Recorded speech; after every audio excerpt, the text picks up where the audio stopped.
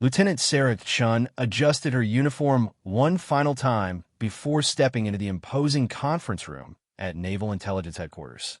The morning sun cast long shadows across the polished oak table where 5 admirals sat reviewing classified files. At 28, Sarah was the youngest officer ever invited to brief the Pentagon's top brass on cybersecurity threats.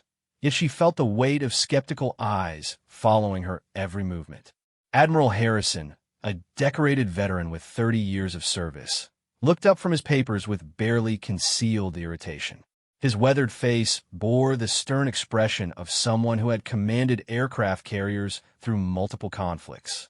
"So, they're sending us tech support now?" he muttered to Admiral Rodriguez beside him, loud enough for everyone to hear. "What's next?" "Having the IT department run our naval operations." Sarah's grip tightened on her tablet, but she maintained her composure. She had worked 16-hour days for 3 months preparing this presentation, uncovering a sophisticated cyber attack that threatened the entire Pacific Fleet's communication systems. Her discovery could prevent a catastrophic security breach that would compromise thousands of lives and billions of dollars in military assets. "Gentlemen, if I may begin," Sarah said, her voice steady despite the dismissive atmosphere. She connected her tablet to the main display screen, revealing a complex network diagram that showed the intricate web of naval communication systems. 3 weeks ago, I detected unusual patterns in our satellite communication traffic that initially appeared to be routine maintenance updates. Admiral Harrison leaned back in his chair, arms crossed, clearly unimpressed. "Miss Chun, we didn't call this meeting to discuss routine IT troubleshooting. We have real security concerns that require immediate attention from qualified personnel." The other admirals shifted uncomfortably, but none spoke up to defend Sarah. She had expected resistance, knowing that many senior officers viewed cybersecurity as a secondary concern compared to traditional warfare tactics. However, she also knew that the information she possessed could revolutionize their understanding of modern military threats. "With respect, sir, this goes far beyond routine troubleshooting," Sarah replied, advancing to the next slide. The screen displayed intercepted code fragments and data packets that revealed sophisticated encryption methods. "What I've discovered is evidence of a state-sponsored cyber attack that has been infiltrating our systems for nearly 6 months. Admiral Martinez, the youngest of the 5 admirals, leaned forward with interest. "What kind of infiltration are we talking about, Lieutenant?" Sarah felt a spark of hope as she noticed his genuine curiosity. "The attackers have been using what we call living off the land techniques, utilizing our own system tools and protocols to mask their presence. They've gained access to ship positioning data, crew schedules, and, most critically, our emergency response protocols for the entire Pacific theater." The room grew quiet as the implications began to sink in. Sarah continued her presentation, showing how the attackers had cleverly disguised their intrusion as normal network traffic. They had spent months studying naval communication patterns, learning the rhythms and protocols of fleet operations with scientific precision. "This is impossible," Admiral Harrison declared, his voice rising slightly. "Our systems are protected by multiple layers of security. We have the most advanced cybersecurity measures in the world." Sarah nodded respectfully. "That's exactly what makes this attack so dangerous, sir. The perpetrators aren't trying to break through our defenses. Instead, they're using our own security protocols against us, essentially hiding in plain sight while they gather intelligence on our most sensitive operations." She clicked to the next slide, revealing a timeline of suspicious activities that coincided with recent naval exercises. Notice how the data extraction spikes aligned perfectly with Operation Steel Wave last month. They knew exactly when and where to look for the most valuable intelligence. Admiral Rodriguez whistled low under his breath. "How did you discover this when our entire cybersecurity division missed it?" "I developed a new analysis algorithm that looks for behavioral patterns rather than traditional malware signatures," Sarah explained, her confidence growing. "Instead of searching for known threats, My program identifies when system behavior deviates from established baselines in subtle ways that suggest coordinated human intelligence rather than random errors or routine maintenance. Admiral Harrison's expression remained skeptical, but Sarah noticed he was now taking notes. Even if your analysis is correct, Lieutenant, what makes you think you can solve a problem that has apparently stumped our entire intelligence community? The question hung in the air like a challenge. Sarah had anticipated this moment, knowing that her next words would either establish her credibility or confirm their dismissive assumptions about her capabilities. She had spent countless nights developing not just the detection methods, but also a comprehensive solution that could neutralize the threat without alerting the attackers to their discovery. Because I've already traced the attack to its source and developed a countermeasure that will turn their own tactics against them, she replied, clicking to a new slide that showed a detailed geographic map with highlighted network nodes. The attack is originating from a coordination center that believes it has remained completely hidden from our intelligence services. The Admirals exchanged glances, their skepticism beginning to give way to cautious interest. Sarah realized she was at a critical juncture where her presentation would either be dismissed as wishful thinking or recognized as the breakthrough it truly represented. Admiral Martinez was the first to break the silence. Lieutenant Shun, if what you're suggesting is accurate, this represents one of the most sophisticated cyber attacks ever attempted against U.S. military infrastructure. Are you absolutely certain of your findings? Sarah met his gaze directly. Sir, I've triple-checked every data point and run the analysis through multiple verification protocols. The evidence is overwhelming and the threat is immediate. But more importantly, I believe I found a way to not only stop the attack, but to gather crucial intelligence about their entire operation. The room fell silent again as the Admirals absorbed the magnitude of what Sarah was proposing. She could see the wheels turning in their minds as they began to grasp that this young officer might hold the key to addressing a threat they hadn't even known existed. Admiral Harrison stood up abruptly, his chair scraping against the polished floor. This is ridiculous. You're asking us to believe that a junior officer discovered a massive security breach that our entire intelligence apparatus missed. His voice carried the authority of someone accustomed to having his judgments accepted without question. Lieutenant, I think you're seeing patterns where none exist. Cyber threats are serious business, not puzzle games for ambitious young officers. Sarah felt the familiar sting of dismissal, but something had changed during her presentation. The other admirals were no longer looking at her with the same dismissive expressions. Admiral Rodriguez was studying the data on his tablet, scrolling through the technical details she had provided. Admiral Martinez continued taking notes, asking follow-up questions that demonstrated he understood the implications of her discoveries. Sir, I understand your skepticism, Sarah replied, maintaining her professional tone despite the Admiral's harsh words.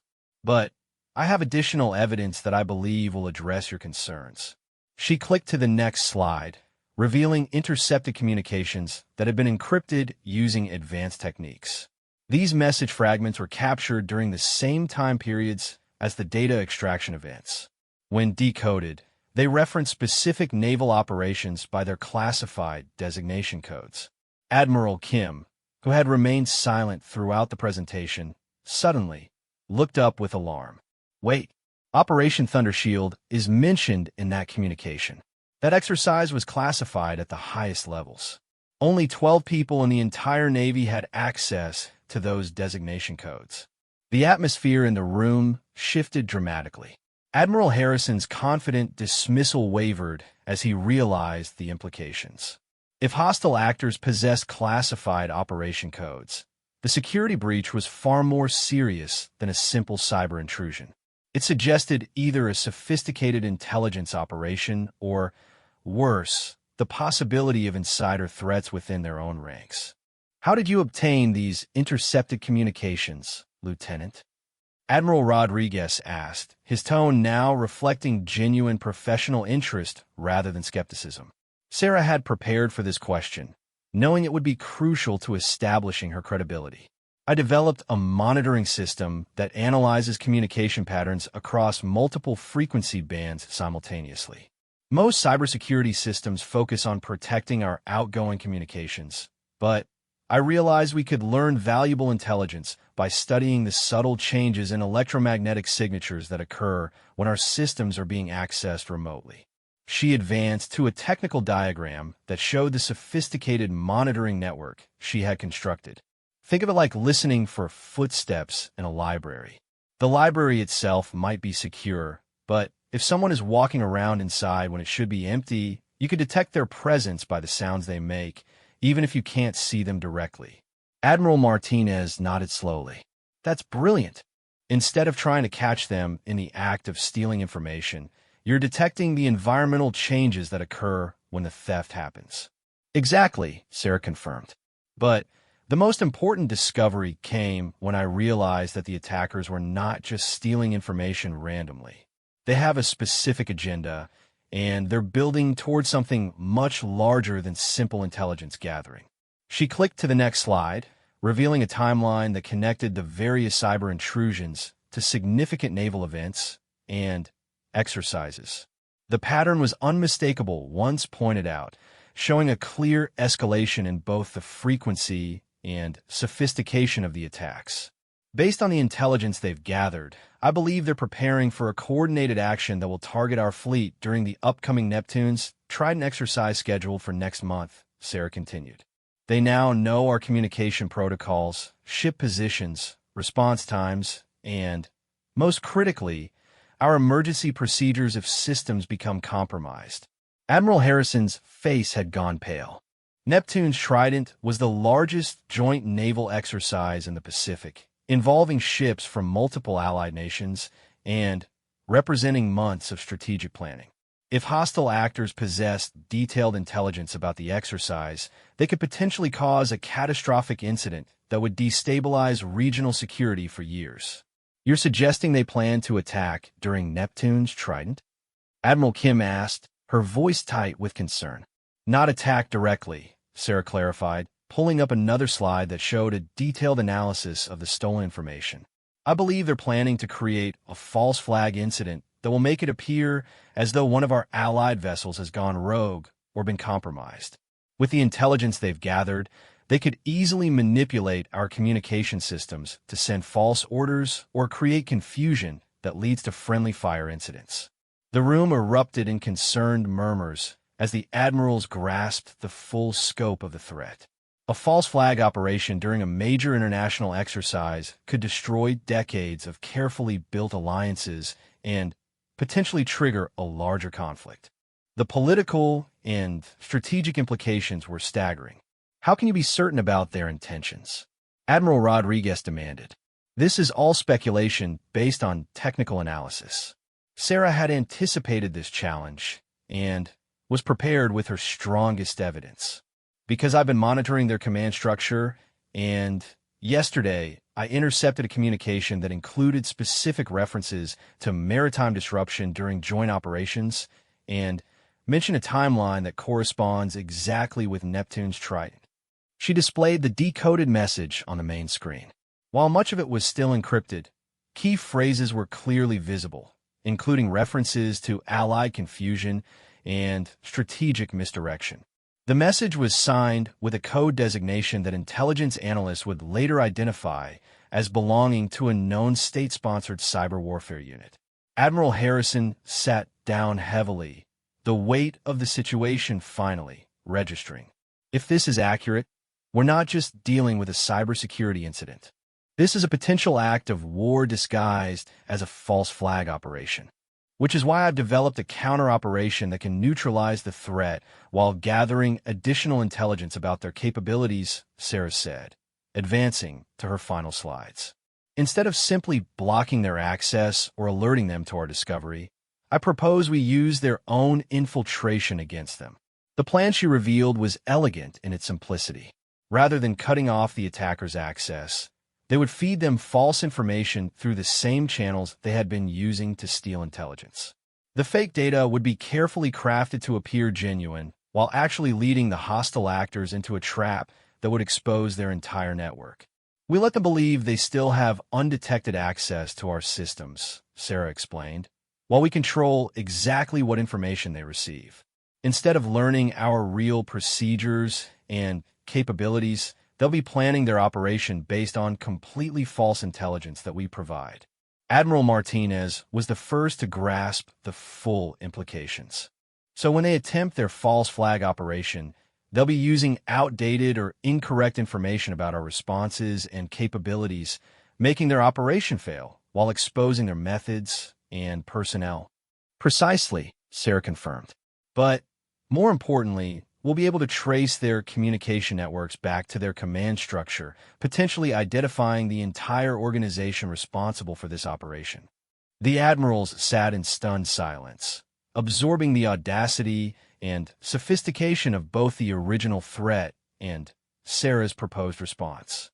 What had begun as a routine briefing from a junior officer had evolved into a discussion of one of the most serious security threats the Navy had faced in decades. Admiral Harrison looked at Sarah with new respect, his earlier dismissiveness completely forgotten. Lieutenant Shun, how long would you need to implement this counter-operation? The technical infrastructure is already in place, sir. I can begin feeding false information to their systems within 24 hours. The key is ensuring that the false intelligence we provide is sophisticated enough to maintain their confidence while steering them toward a trap. Admiral Kim leaned forward. What kind of support would you need from this office? Sarah had prepared for this moment, knowing that success would require resources and authority far beyond what a lieutenant could normally command. I'll need a small team of specialists who can help craft convincing false intelligence across multiple domains: tactical, logistical, and strategic. I'll also need authorization to coordinate with allied intelligence services, since this threat extends beyond just U.S. operations. The room buzzed with quiet conversations as the admirals discussed the implications of Sarah's proposal. She stood waiting, aware that the next few minutes would determine whether her plan would receive the support it needed or be dismissed as too risky for a junior officer to execute. Admiral Harrison finally spoke for the group. Lieutenant, we need to discuss this among ourselves and with higher authorities. But I want you to know that your analysis has completely changed our understanding of the threat we're facing. The call came at 0500 hours, jarring Sarah from the fitful sleep she had managed after yesterday's intense presentation. Admiral Martinez's voice was crisp and urgent on the secure line. Lieutenant Shun, report to Conference Room Alpha immediately. We have a situation. Sarah arrived at headquarters within 30 minutes, her mind racing through possibilities. The conference room was buzzing with activity that seemed impossible for such an early hour. Admiral Harrison stood at the head of the table, no longer the dismissive officer from yesterday, but a commander clearly in crisis mode. Charts covered every available surface, and multiple secure communication lines were active simultaneously. Lieutenant, your timeline just accelerated dramatically, Admiral Harrison announced without preamble. Our signals intelligence intercepted communications indicating the attack has moved up. They're planning to execute during the preliminary exercises that begin in 72 hours, not during Neptune's Trident, as we originally thought. Sarah felt her stomach drop. The preliminary exercises involved smaller groups of ships conducting training maneuvers before the main event. Security protocols were typically more relaxed, and the international oversight that would be present during Neptune's Trident would be minimal. It was actually a more vulnerable target than the main exercise. Sir, have we determined how they learned about the preliminary schedule? Sarah asked, her mind already working through the implications. Admiral Rodriguez answered from across the room, where he was coordinating with intelligence analysts. That's the most disturbing part. The preliminary exercise schedule was only finalized yesterday afternoon, after your briefing. Either they have real-time access to our planning systems, or he didn't need to finish the sentence. The alternative was that someone in the room yesterday, or someone with access to the meeting's contents, had leaked the information. The possibility of insider threats added another layer of complexity to an already dangerous situation. We're implementing your counter-operation immediately, Admiral Harrison continued. But we need results faster than the original timeline allowed. Can your false intelligence system be ready by tonight? Sarah's mind raced through the technical requirements. What she had originally planned as a careful, methodical operation would now need to be compressed into a frantic race against time. Sir, I can have the basic framework operational, but the false intelligence needs to be sophisticated enough to maintain credibility.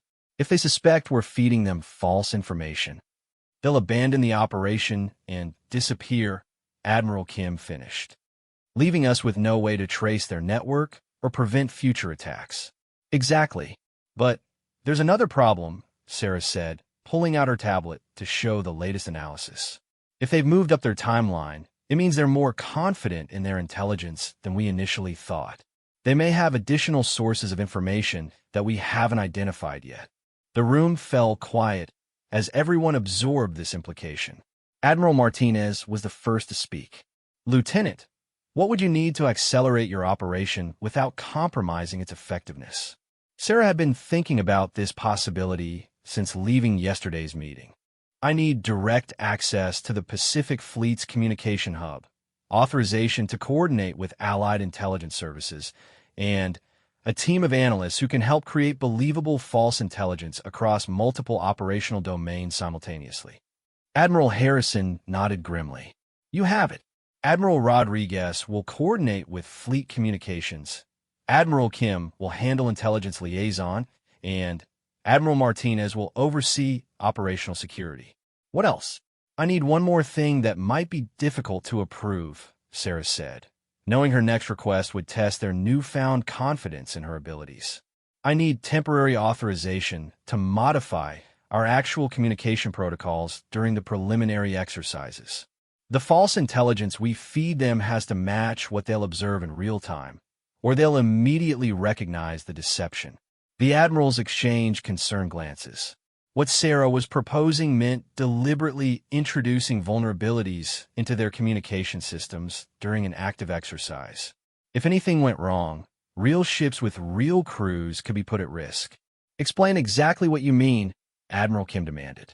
Sarah opened her tablet to a technical diagram she had prepared. We create control vulnerabilities that allow them to intercept specific, false information while maintaining the security of our actual operational communications.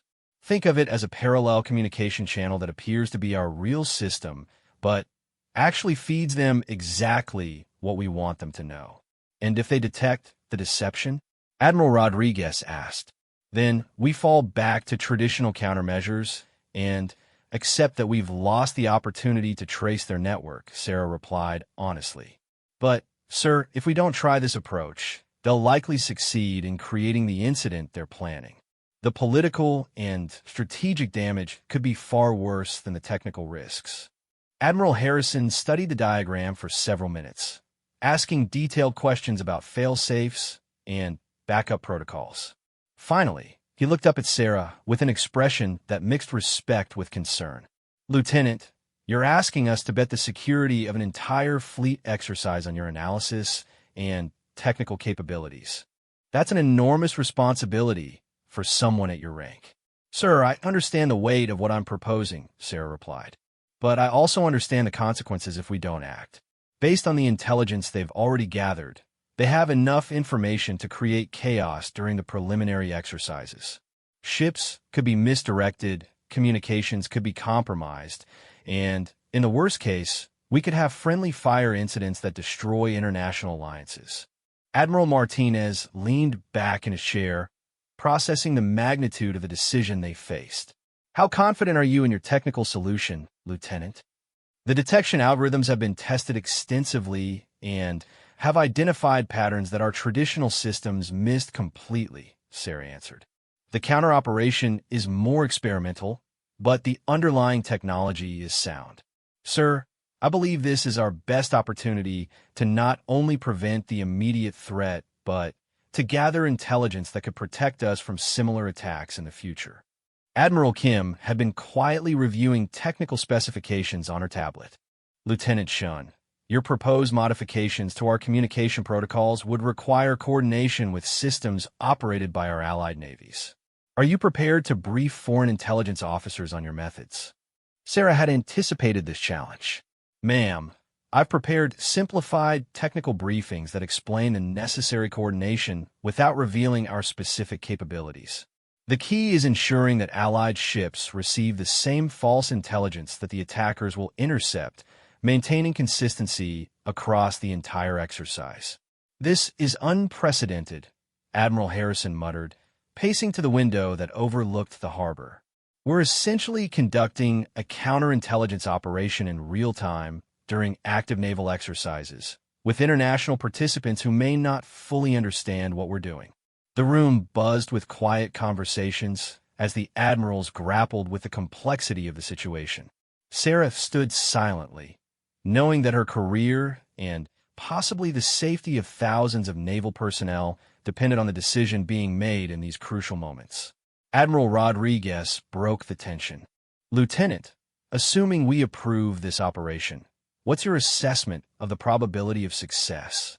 Sarah had run countless scenarios and simulations, but she knew that honest uncertainty was more valuable than false confidence. Sir, if our analysis of their methods is correct, and if our technical implementation works as designed, I estimate a 75% chance of successfully feeding them false intelligence without detection. The probability of tracing their network back to the source is lower, perhaps 50%, because it depends on factors beyond our direct control.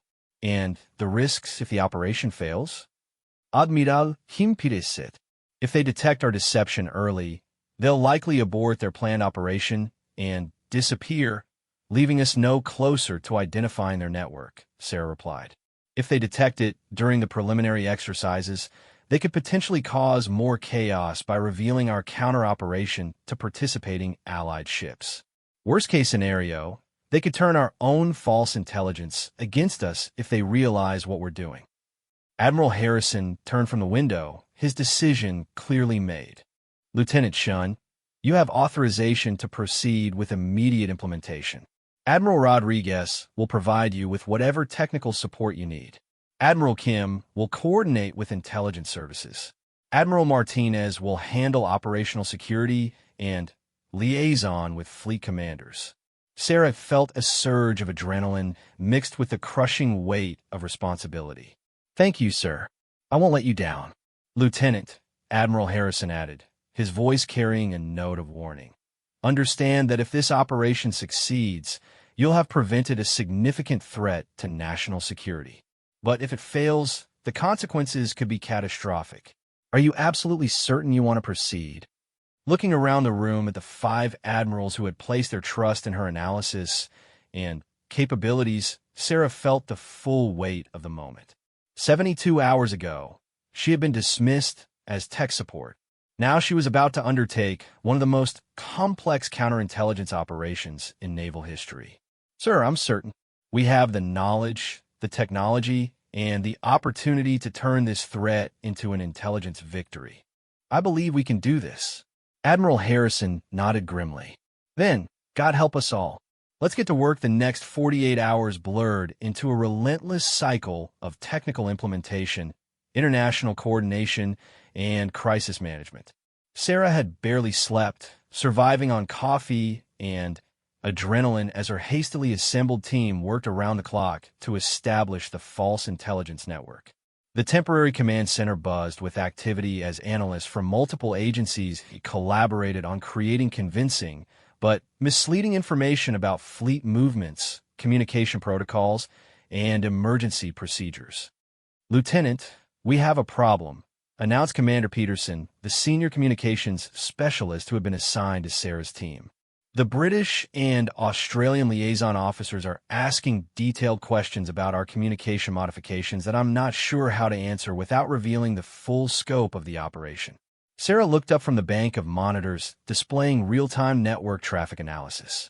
Her eyes were bloodshot from staring at code and data streams, but her mind remained sharp with the intensity of the situation. What specific questions are they asking?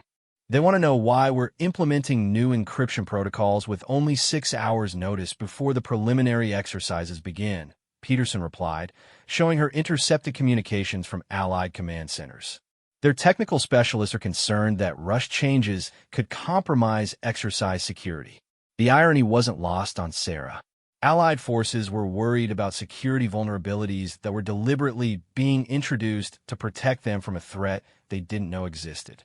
"Commander, patch me through to Admiral Kim. We need to authorize limited briefings for senior Allied officers, or they're going to refuse to participate in the modified protocols." Admiral Kim's voice came through the secure communication channel within minutes. "Lieutenant Shun, what's the situation with our international partners?" "Ma'am, they're asking technical questions that we can't answer without revealing at least part of our operation," Sarah explained, while simultaneously monitoring the false intelligence feeds that were actively being transmitted to the attackers. "I recommend we brief the senior Allied intelligence officers on the existence of a cyber threat without revealing the specific details of our counter-operation. How much can we tell them without compromising operational security?" Admiral Kim asked. Sarah had prepared for this dilemma.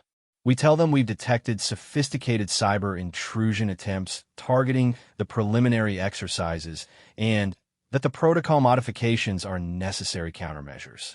We don't mention that we're actively feeding false information to the attackers or that we're trying to trace their network." "Approved. I'll coordinate with Allied intelligence chiefs within the hour. Can your technical systems handle the additional oversight?" "Yes, ma'am. The false intelligence feeds are completely isolated from our real communication systems. Allied observers won't be able to detect them unless they're specifically looking for that type of activity, which they won't be if they believe we're simply implementing additional security measures." As Admiral Kim coordinated international briefings, Sarah turned her attention to the most critical aspect of the operation: monitoring the attackers' response to the false intelligence they were receiving. Her screens displayed a complex web of intercepted communications, behavioral analysis algorithms, and real-time network traffic that would reveal whether the deception was working. "Lieutenant, you need to see this," called out Specialist Rodriguez from the monitoring station. "We're detecting increased activity from the target network.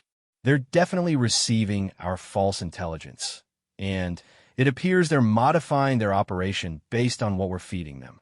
Sarah hurried over to examine the data. The patterns were unmistakable. The attackers were reacting to the false information about ship positions, communication frequencies, and emergency protocols that her team had carefully crafted. More importantly, their reaction patterns revealed details about their operational structure and decision-making processes. "This is exactly what we hoped for," Sarah said, excitement breaking through her exhaustion. "Look at the timing of their communications. They're coordinating with at least 3 different command nodes, and the response delays suggest geographic separation across multiple time zones." Specialist Chun, no relation despite the shared surname, pointed to another section of the display. "Lieutenant, we're also seeing something unexpected. They appear to be coordinating with what looks like legitimate commercial shipping entities. Either they've compromised civilian vessels, or they have assets positioned within international shipping that can provide cover for their operation," Sarah finished, her mind racing through the implications. "This is bigger than we thought.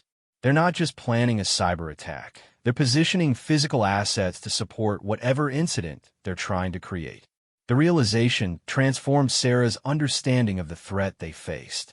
A purely cyber attack could be contained and managed through electronic countermeasures. But if hostile actors had physical assets in the operational area, the potential for creating genuine incidents increased dramatically. "Commander Peterson, I need you to coordinate with Admiral Rodriguez immediately," Sarah ordered. "We need real-time intelligence on all commercial vessels within 50 nautical miles of the preliminary exercise area. If they have ships positioned to support their operation, we need to identify them before the exercises begin."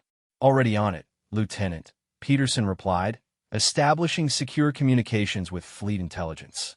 "But there are over 200 commercial vessels in that area at any given time.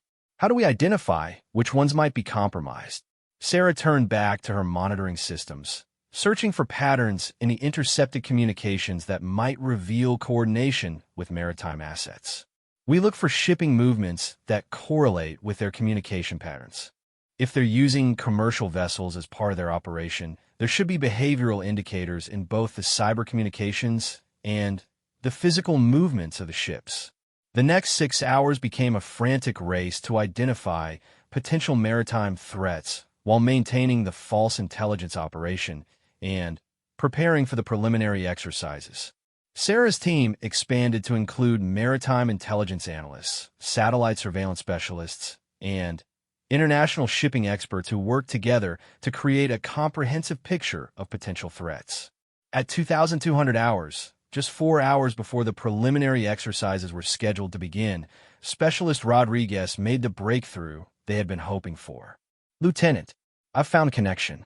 3 commercial vessels have altered their courses in the past 12 hours in ways that correspond exactly with changes in our false intelligence feeds."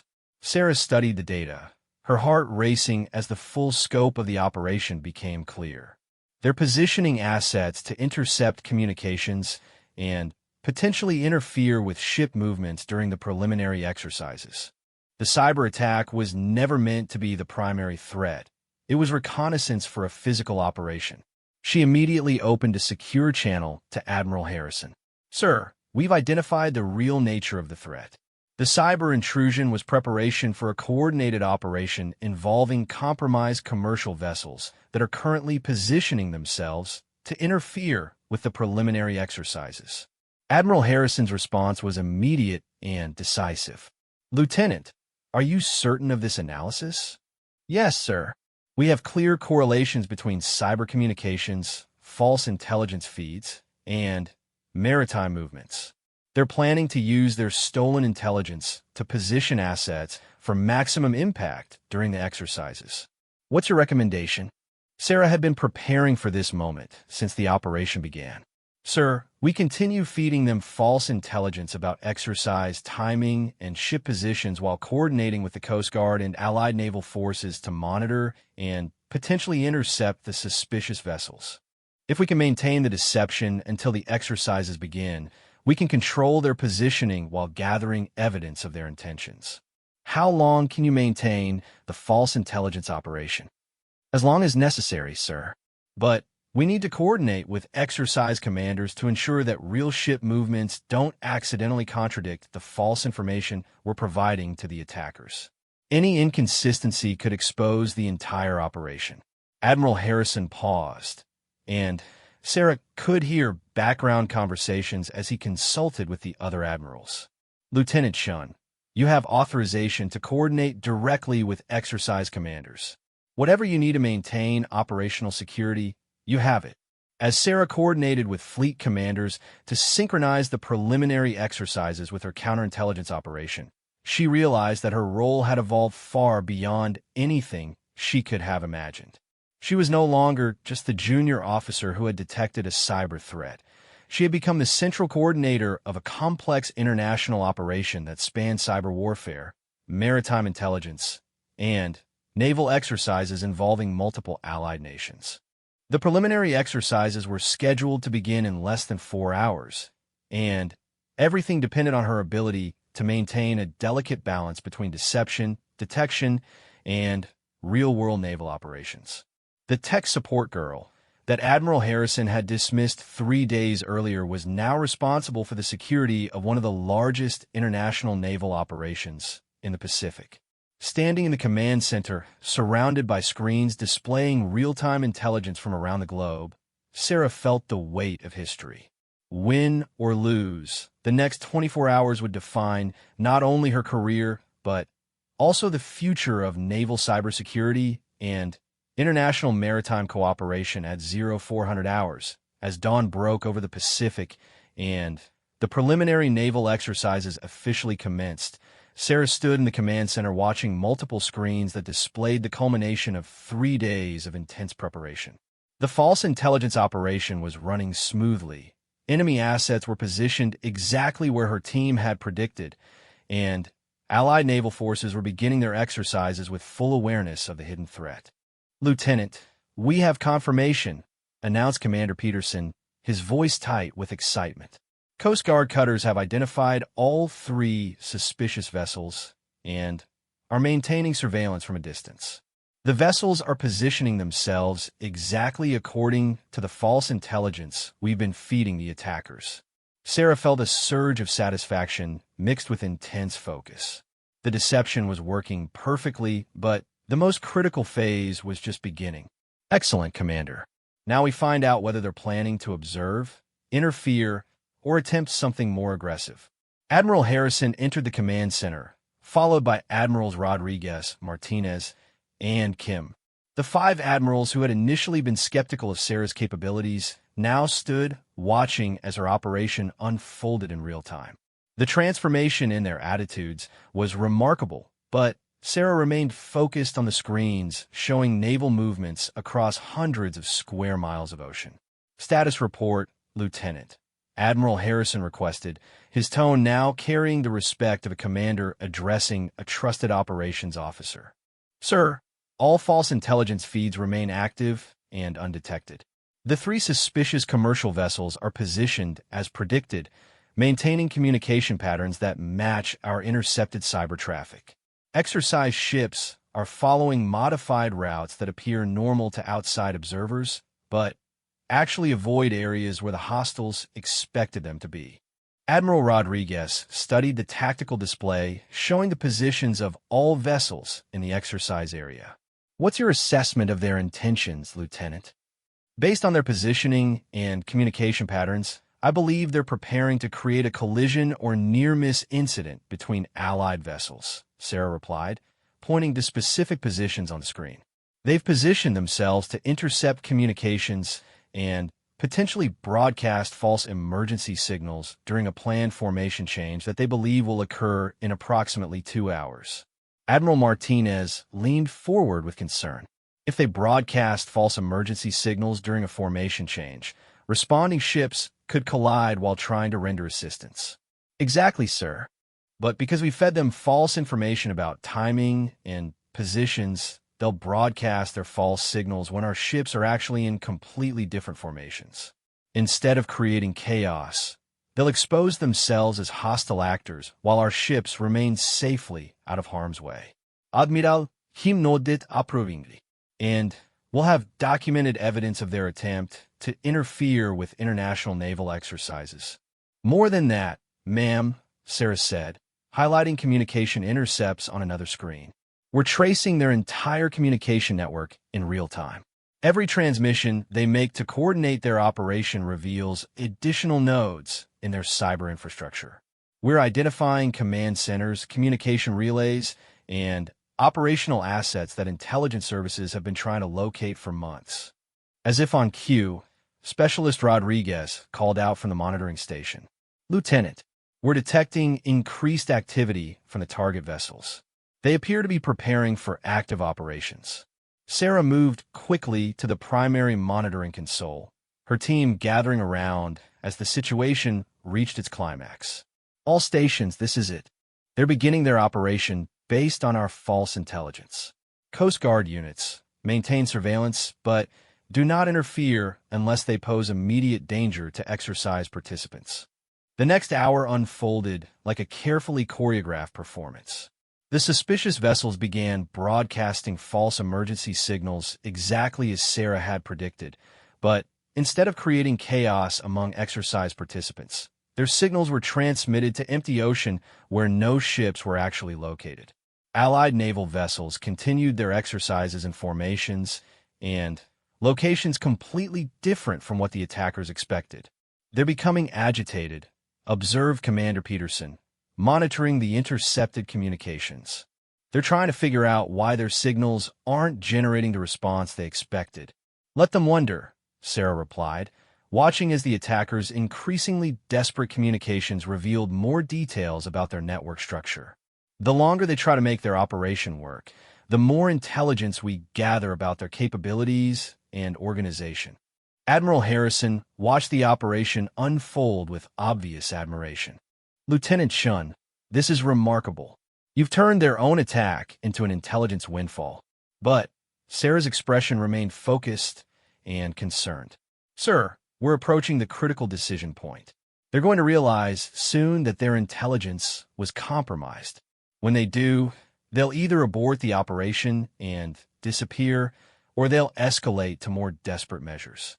As if summoned by her words, alarms began sounding at the monitoring stations. Lieutenant, called Specialist Chen urgently. One of the suspicious vessels just changed course and is heading directly toward the Australian frigate HMAS Perth. They're increasing speed and appear to be on a collision course. The command center erupted in controlled chaos as the situation shifted from intelligence gathering to active threat response. Sarah's careful operation had revealed the enemy network, but now lives were potentially at risk as the attackers resorted to direct action. Admiral Harrison, I need authorization to break operational security and warn the Perth directly, Sarah requested, her fingers flying over communication controls. Authorized, Admiral Harrison replied immediately. All call signs. This is Admiral Harrison. Exercise Seahawk is now code red. HMAS Perth, be advised you have a hostile vessel approaching your position at high speed. The Australian frigate responded within seconds, acknowledging the warning and beginning evasive maneuvers. Coast Guard cutters moved to intercept the hostile vessel, while Sarah's team continued monitoring the cyber aspects of the unfolding crisis. Lieutenant, the hostile vessel is ignoring all warnings and maintaining its collision course, reported Commander Peterson. Coast Guard is moving to intercept, but they may not reach interception point in time. Sarah made a decision that would define her career. Patch me through to HMAS Perth directly. I'm going to guide them through a maneuver based on real-time intelligence that our monitoring systems are providing. Lieutenant, you're not qualified for tactical ship guidance, Admiral Rodriguez protested. Sir, our systems are providing real-time data on the hostile vessel's approach that ship sensors can't detect at this range, Sarah replied, already establishing communication with the Australian vessel. HMAS Perth, this is Lieutenant Chen, U.S. Naval Intelligence. I have real-time tracking on the hostile vessel approaching your position. Recommend immediate course change to bearing 270 degrees, speed 25 knots. The Australian commander's voice crackled through the speakers. U.S. Naval Intelligence. Perth acknowledges. Changing course as directed. For the next 20 minutes, Sarah guided the Australian frigate through a series of evasive maneuvers while Coast Guard vessels closed on the hostile ship. Her monitoring systems provided precise tracking that allowed the Perth to stay ahead of the threat while positioning Coast Guard cutters for interception. Contact. This is Coast Guard Cutter Vigilant. We have successfully intercepted the hostile vessel. Boarding party is securing the ship and taking suspects into custody. The command center erupted in cheers and applause, but Sarah remained focused on her screens. All monitoring stations maintain surveillance on the remaining suspicious vessels. This operation isn't over until we've accounted for all threats. Admiral Harrison approached Sarah's station, his expression mixing relief with profound respect. Lieutenant Chen, you just prevented what could have been a catastrophic international incident while exposing an entire hostile intelligence network. This is beyond exceptional work. But the most meaningful moment came when Admiral Kim stepped forward with a folder in her hands. Lieutenant Chen, based on your performance during this operation, you've been selected for immediate promotion to Lieutenant Commander and assignment as the Navy's new Director of Cyber Threat Analysis. Admiral Rodriguez joined them, adding, your methods and systems are being implemented fleet-wide immediately. You've revolutionized how we approach cybersecurity threats. Admiral Martinez stepped forward next. The intelligence gathered during this operation has provided breakthrough insights into hostile cyber capabilities that will protect naval operations for years to come. Finally, Admiral Harrison moved to stand directly in front of Sarah, his voice carrying the formal authority of naval tradition. Lieutenant Commander Chen, on behalf of the Pacific Fleet and the United States Navy, I want to personally apologize for my initial dismissive attitude. Your technical expertise, strategic thinking, and operational courage have exceeded every expectation. Sarah stood at attention, overwhelmed by the magnitude of how completely her situation had transformed. 3 days earlier, she had been dismissed as tech support. Now she stood surrounded by 5 admirals offering congratulations and new responsibilities that would shape her entire career. "Sir, thank you. But this operation succeeded because of the team effort and the trust you placed in unconventional methods," she replied, maintaining her professional composure despite the emotions running through her. Admiral Harrison smiled, extending his hand for a handshake that acknowledged her new status as an equal in the command structure. "Lieutenant Commander, I have a feeling this is just the beginning of your contributions to naval security. Welcome to the senior command team." As the command center continued buzzing with post-operation analysis and the beginning of what would become a comprehensive restructuring of naval cybersecurity, Sarah realized that her journey from dismissed junior officer to respected senior commander represented more than personal achievement. It demonstrated how rapidly military threats were evolving and how critical it was to recognize expertise regardless of rank or traditional expectations.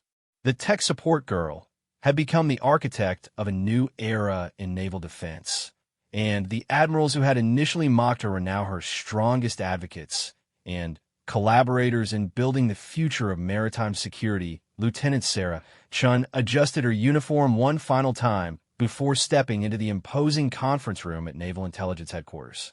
The morning sun cast long shadows across the polished oak table where 5 admirals sat reviewing classified files. At 28, Sarah was the youngest officer ever invited to brief the Pentagon's top brass on cybersecurity threats, yet she felt the weight of skeptical eyes following her every movement. Admiral Harrison, a decorated veteran with 30 years of service, looked up from his papers with barely concealed irritation. His weathered face bore the stern expression of someone who had commanded aircraft carriers through multiple conflicts. "So, they're sending us tech support now?" he muttered to Admiral Rodriguez beside him, loud enough for everyone to hear. "What's next? Having the IT department run our naval operations." Sarah's grip tightened on her tablet, but she maintained her composure.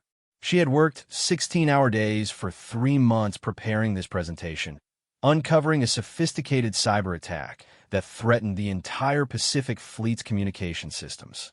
Her discovery could prevent a catastrophic security breach that would compromise thousands of lives and billions of dollars in military assets. "Gentlemen, if I may begin," Sarah said, her voice steady despite the dismissive atmosphere. She connected her tablet to the main display screen, revealing a complex network diagram that showed the intricate web of naval communication systems. 3 weeks ago, I detected unusual patterns in our satellite communication traffic that initially appeared to be routine maintenance updates. Admiral Harrison leaned back in his chair, arms crossed, clearly unimpressed. "Miss Chun, we didn't call this meeting to discuss routine IT troubleshooting. We have real security concerns that require immediate attention from qualified personnel." The other admirals shifted uncomfortably, but none spoke up to defend Sarah. She had expected resistance, knowing that many senior officers viewed cybersecurity as a secondary concern compared to traditional warfare tactics. However, she also knew that the information she possessed could revolutionize their understanding of modern military threats. "With respect, sir, this goes far beyond routine troubleshooting," Sarah replied, advancing to the next slide. The screen displayed intercepted code fragments and data packets that revealed sophisticated encryption methods. "What I've discovered is evidence of a state-sponsored cyber attack that has been infiltrating our systems for nearly 6 months." Admiral Martinez, the youngest of the 5 admirals, leaned forward with interest. "What kind of infiltration are we talking about, Lieutenant?" Sarah felt a spark of hope as she noticed his genuine curiosity. "The attackers have been using what we call living off the land techniques, utilizing our own system tools and protocols to mask their presence. They've gained access to ship positioning data, crew schedules, and, most critically, our emergency response protocols for the entire Pacific theater. The room grew quiet as the implications began to sink in. Sarah continued her presentation, showing how the attackers had cleverly disguised their intrusion as normal network traffic. They had spent months studying naval communication patterns, learning the rhythms and protocols of fleet operations with scientific precision. "This is impossible," Admiral Harrison declared, his voice rising slightly. "Our systems are protected by multiple layers of security. We have the most advanced cybersecurity measures in the world." Sarah nodded respectfully. "That's exactly what makes this attack so dangerous, sir. The perpetrators aren't trying to break through our defenses. Instead, they're using our own security protocols against us, essentially hiding in plain sight while they gather intelligence on our most sensitive operations." She clicked to the next slide, revealing a timeline of suspicious activities that coincided with recent naval exercises. Notice how the data extraction spikes align perfectly with Operation Steel Wave last month. They knew exactly when and where to look for the most valuable intelligence. Admiral Rodriguez whistled low under his breath. "How did you discover this when our entire cybersecurity division missed it?" "I developed a new analysis algorithm that looks for behavioral patterns rather than traditional malware signatures," Sarah explained, her confidence growing. "Instead of searching for known threats, my program identifies when system behavior deviates from established baselines in subtle ways that suggest coordinated human intelligence rather than random errors or routine maintenance." Admiral Harrison's expression remained skeptical, but Sarah noticed he was now taking notes. "Even if your analysis is correct, Lieutenant, what makes you think you can solve a problem that has apparently stumped our entire intelligence community?" The question hung in the air like a challenge. Sarah had anticipated this moment, knowing that her next words would either establish her credibility or confirm their dismissive assumptions about her capabilities. She had spent countless nights developing not just the detection methods, but also a comprehensive solution that could neutralize the threat without alerting the attackers to their discovery. "Because I've already traced the attack to its source and developed a countermeasure that will turn their own tactics against them," she replied, clicking to a new slide that showed a detailed geographic map with highlighted network nodes. "The attack is originating from a coordination center that believes it has remained completely hidden from our intelligence services." The admirals exchanged glances, their skepticism beginning to give way to cautious interest. Sarah realized she was at a critical juncture where her presentation would either be dismissed as wishful thinking or recognized as the breakthrough it truly represented. Admiral Martinez was the first to break the silence. "Lieutenant Sean, if what you're suggesting is accurate, this represents one of the most sophisticated cyber attacks ever attempted against U.S. military infrastructure. Are you absolutely certain of your findings?" Sarah met his gaze directly. "Sir, I've triple-checked every data point and run the analysis through multiple verification protocols. The evidence is overwhelming and the threat is immediate. But more importantly, I believe I found a way to not only stop the attack, but to gather crucial intelligence about their entire operation." The room fell silent again as the admirals absorbed the magnitude of what Sarah was proposing. She could see the wheels turning in their minds as they began to grasp that this young officer might hold the key to addressing a threat they hadn't even known existed.